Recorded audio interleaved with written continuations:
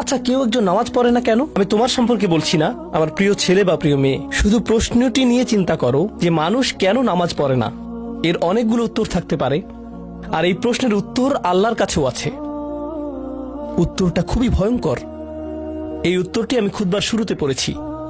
তিনি বলেন, ফালা সাদ্দাকা ওয়ালা সাল্লা ওয়ালাকিন কাযযাবা ওয়া তাওয়াল্লা। সে আসলে সত্য গ্রহণ করেনি এবং সে নামাজও পড়েনি। তিনি কাফের সম্পর্কে বলছিলেন। তিনি দুইটা জিনিস বলেছেন, এই লোকটি সত্য গ্রহণ করেনি এবং নামাজও পড়েনি। কথাটা ভাবনার উদ্রেক করে।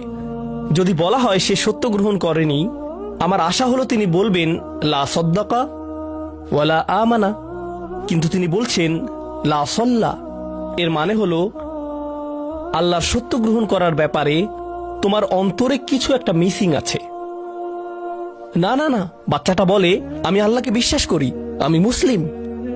হ্যাঁ, তুমি এখানে মুসলিম, তোমার মাথায়। কিন্তু এই সত্য তো শুধু তোমার মাথার জন্য না, এই সত্য তোমার অন্তরের জন্য। তুমি এখনো অনুভব করছো না যে ব্যাপারটা কেমন সিরিয়াস। তুমি এখনো উপলব্ধি করছো না যে এটা কি। মাঝে মাঝে কোনো বিষয় তুমি জানো হয়তো, কিন্তু এই নিয়ে চিন্তা করা থেকে পালিয়ে বেড়াও। এটা সত্য, তুমি জানো বিষয়টা কিন্তু চিন্তা করতে চাও না। আর তাই এটা যেহেতু মিসিং, ঠিক এই কারণে আমি সহজেই নামাজের কথা ভুলে যাই কখনো কখনো, এবং তুমিও ভুলে যাও কখনো কখনো। এমনটা ঘটে কারণ আমাদের অন্তর কিছুটা বিভ্রান্ত হয়ে পড়ে। দিনের এই সত্যতা, আল্লাহকে সেই সত্যটা, সেই অকাট্য সত্যটা আমাদের মস্তিষ্কের পেছনের কোনো একটা সেলফে গিয়ে পড়ে থাকে। আমরা অন্য কিছুতে ব্যস্ত হয়ে পড়ি এবং এই নিয়ে আর চিন্তা করি না। আল্লাহ এটাই বলেছেন। সুতরাং তোমার নামাজ পড়া আল্লাহর প্রয়োজন নেই। এমনকি তুমি যদি নামাজ পড়ো, আমি পড়তে বলছি এই কারণে, তখন কি করো? নামাজের জন্য কিভাবে নিয়ত করো? তখন আমি 4 রাকাত নামাজ পড়বো, দাঁড়ালাম, কারণ আমার আব্বা বারবার পড়তে বলছেন। আল্লাহু আকবার। নবী সাল্লাল্লাহু আলাইহি সাল্লাম আমাদের বলেছেন, নিয়ত সঠিক না হলে কাজের কোনো মূল্য থাকে না। ইন্নামাল আমালু বিন্নিয়াহ, ইন্নামাল আমালু বিন্নিয়াত। এমনকি যদি তুমি কাজটা করেও থাকো কিন্তু তোমার নিয়ত ছিল আমি শুধু তোমাকে বিরক্ত করি, এটাই তোমার নিয়ত, তখন এই নামাজ আমার যেমন কোনো উপকার করবে না, ঠিক তেমনি তোমারও কোনো উপকার করবে না। তোমার সত্যিকারের আন্তরিক নামাজ থেকে একমাত্র যে উপকৃত হবে সে হলো তুমি নিজে। এখন এটাই সেই প্রশ্নের উত্তর যে কেন একজন মানুষ নামাজ পড়ে না। আরো 2টা কথা তোমার সম্পর্কে বলতে চাই। তার মাঝে একটা হলো নামাজ পড়ার উদ্দেশ্য কি, কোন কারণে পড়ব।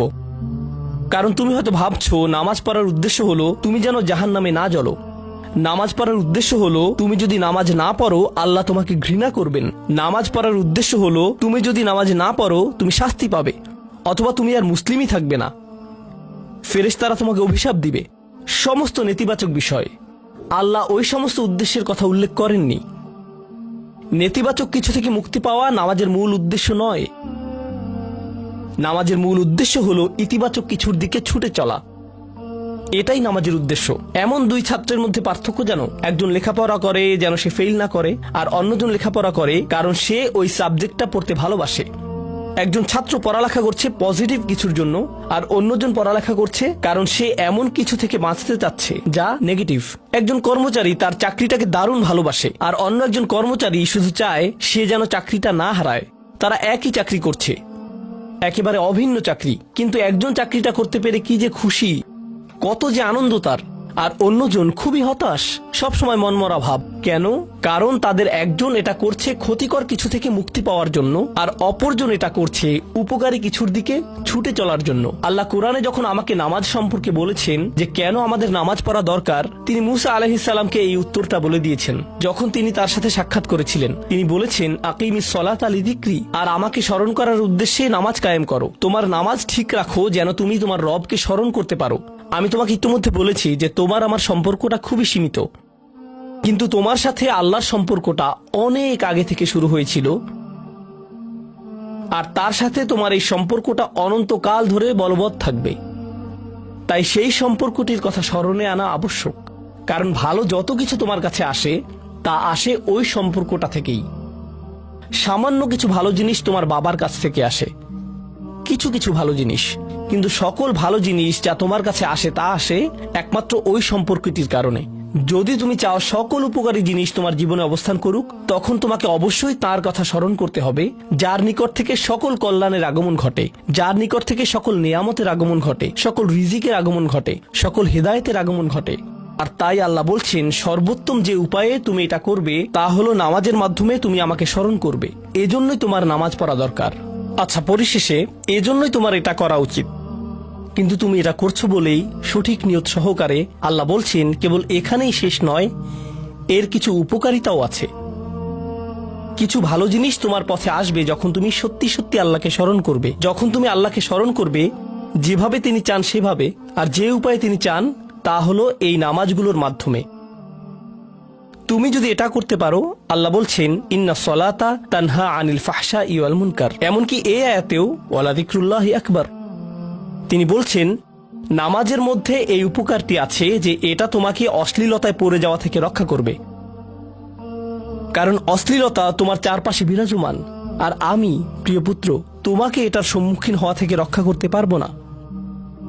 অশ্লীলতা তোমার ফোনে, অশ্লীলতা তোমার স্কুলে, অশ্লীলতা তোমার বন্ধুদের মাঝে, অশ্লীলতা ঈদের অনুষ্ঠানে, যখন কোনো কর্নারে গিয়ে বন্ধুদের সাথে আড্ডা দাও, অশ্লীলতার উপস্থিতি তুমি সর্বত্র দেখতে পাবে। প্রতিবার যখনই তুমি অশ্লীলতার দিকে এগিয়ে যাবে, তোমার অন্তর ক্ষতিগ্রস্ত হয়ে পড়বে।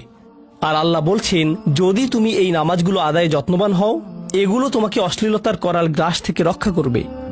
একবার যদি তুমি অশ্লীলতায় ডুবে যাও, তখন তুমি হয়ে পড়বে যেমন তুমি যদি দূষিত বাতাসে নিঃশ্বাস নাও, প্রথম প্রথম তোমার কাশি আসবে, কিন্তু যদি এতে বেশিক্ষণ অবস্থান করো, একসময় এতে তুমি অভ্যস্ত হয়ে পড়বে।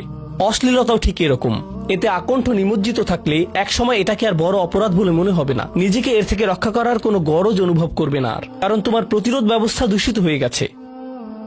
এরপর তুমি এমনকি আরো বিষাক্ত আচরণের জন্য প্রস্তুত হয়ে যাবে, এমনকি আরো জঘন্য বিষয় ওয়াল মুনকার, এমনকি আরো ঘৃণ্য কাজও তোমার দ্বারা সম্পন্ন হয়ে যেতে পারে। অধঃপতনের অতল গহ্বরে হারিয়ে যাওয়া থেকে এই নামাজগুলো তোমাকে রক্ষা করবে। এই জন্যই তোমার নামাজ পড়া দরকার, এই সমস্ত কারণেই তোমার নামাজ পড়া প্রয়োজন। আমি বলেছি এই জন্য না, এই সমগ্র ভ্রমণের শেষে সিদ্ধান্তটা সম্পূর্ণরূপে তোমার। কারণ আল্লাহ হয়তো আগামীকালই আমাকে নিয়ে যেতে পারেন, আল্লাহ হয়তো আমাকে 1 বছরের মধ্যেই নিয়ে যেতে পারেন। তোমার এবং আমার মাঝে যে এই সম্পর্কটা বর্তমানে আছে, এমনকি যদি আমরা 100 বছরও বাঁচি, আমরা এর চেয়ে বেশি বাঁচতে পারবো না। একটা সময় আছে যখন এর সমাপ্তি ঘটবে, কিন্তু ওই সম্পর্কটি, তুমি যদি সত্যিই ওই সম্পর্কটি সম্মান করতে চাও, নামাজ পড়ো। তোমার প্রতি এটাই আমার উপদেশ। এখন আমি পিতামাতার উদ্দেশ্যে কথা বলবো। এটা হবে ছোট্ট একটা রিমাইন্ডার আমার জন্য এবং আমাদের সবার জন্য, আমাদের পিতামাতাদের জন্য। সন্তানাদি আল্লাহ প্রদত্ত একটা নিয়ামত, তাদেরকে এজন্য দেওয়া হয়নি যেন আমরা তাদের নিয়ন্ত্রণ করতে পারি।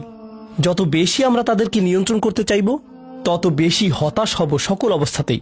আমি দেখেছি এমনটা, বিশেষ করে যে পরিবারগুলো তাদের সন্তানদের দিনের সুরক্ষা করতে চায়, তারা যত বেশি সন্তানদের উপর জোর করে দিন চাপিয়ে দিতে চায়, তত বেশি ওই ছেলেমেয়েগুলো অদ্ভুত সব উপায়ে বিদ্রোহ প্রকাশ করে। কারণ যে বিষয়টা আল্লাহ চান আপনি তাদেরকে প্রদান করুন, আপনার ছেলে মেয়েদের কাছে আপনার যে সুযোগ আছে সেটা তাদেরকে আপনার আদেশ নিষেধ মানতে বাধ্য করার জন্য নয়। সুযোগটা এই জন্য দেয়া হয়েছে যেন আপনি তাদেরকে এমন সব বিষয়ে চিন্তা করাতে পারেন যা শুধু আপনার পক্ষেই চিন্তা করানো সম্ভব, তাদেরকে এমন সব বিষয়ে পছন্দ করাতে পারেন যা শুধু আপনার পক্ষেই পছন্দ করানো সম্ভব। আপনার বাচ্চাটা বাস্কেটবল পছন্দ করে কারণ সে আপনাকে বাস্কেটবল খেলতে দেখেছে, সে প্লে স্টেশন পছন্দ করে কারণ সে তার বাবাকে প্লে স্টেশনে খেলতে দেখেছে। এভাবে আপনি বাচ্চাটার অন্তরে কোনো কিছুর জন্য ভালোবাসা তৈরি করে দিতে পারেন, কারণ আপনি যেরকম, আপনার পক্ষে এটা করা সম্ভব। আর যখন বাচ্চাদেরকে বলতে থাকেন তোমার হোমওয়ার্ক করো, তোমার হোমওয়ার্ক করো, আপনার সন্তানের বয়স যখন 40 হবে, সে তখন বলবে না আমি হোমওয়ার্ক ভালোবাসি, কিন্তু 40 বছর বয়সেও সে বলবে আমি বাস্কেটবল ভালোবাসি, আমার বাবা সবসময় বাস্কেটবল খেলতেন। আপনি যা ভালোবাসেন তা ট্রান্সফার হয়ে তার কাছে চলে যায়, আর যা করতে বলেন তা প্রত্যাখ্যাত হয়ে যায়। এমনটি আপনার ক্ষেত্রেও ঘটেছিল। আপনার ছেলে মেয়েদের কথা ভুলে যান, আপনার নিজের বাস্তবতাও এটাই।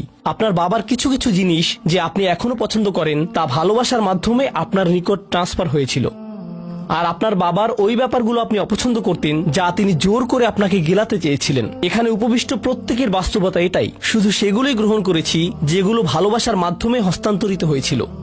ঠিক এই ইশারাটাই আমাদের পিতামাতাদেরকে দেয়া হয়েছে সূরাতুল ইসরার এই আয়াতে। রব্বির হামহুমা কামা রব্বায়ানি সগীরা।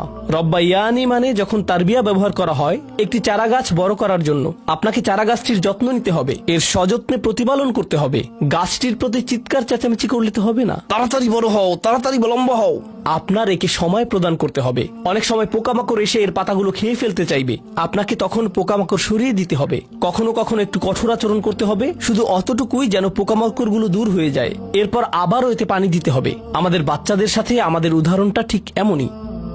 ঠিক এ কারণেই আমরা আমাদের মাতা পিতার জন্য এই দোয়াটা করি। আমি দোয়া করছি আল্লাহ যেন আমাদের সন্তানদেরকে হেদায়েত দান করেন, যা শুধু তার পক্ষেই দেয়া সম্ভব। দোয়া করছি আল্লাহ তাদের অন্তরে ইস্তিকামা প্রদান করুন, যেন তারা তাদের জীবনে সঠিক সিদ্ধান্ত নিতে পারে। আরো দোয়া করছি আল্লাহ তাদেরকে ইব্রাহিম আলাইহিস সালামের দোয়ার মতো করুন, যা তিনি আমাদের সবার জন্য করেছিলেন। রব্বি জাআলনি মুকিমাস সলাতি ওয়া মিন যুররিয়াতি। হে আমার রব, আমাকে সালাত কায়েমকারী বানান এবং আমার বংশধরদের মধ্য থেকেও। আল্লাহ তাআলা এখানে উপস্থিত পিতামাতাদেরকে, আমাকে সহ সবাইকে এমন দৃষ্টান্তে পরিণত করুন যে আল্লাহকে ভালোবাসে এবং যে নামাজকে ভালোবাসে, যেন আমাদের ছেলেমেয়েরা নামাজের প্রেমে পড়ে যায় আমরা যেভাবে নামাজকে ভালোবাসি তা দেখে। বারাকাল্লাহু লি ওয়া লাকুম ফিল কুরআনিল হাকিম ওয়া নাফা'নি ওয়া ইয়্যাকুম বিল আয়াতি ওয়াজ যিকরিল হাকিম।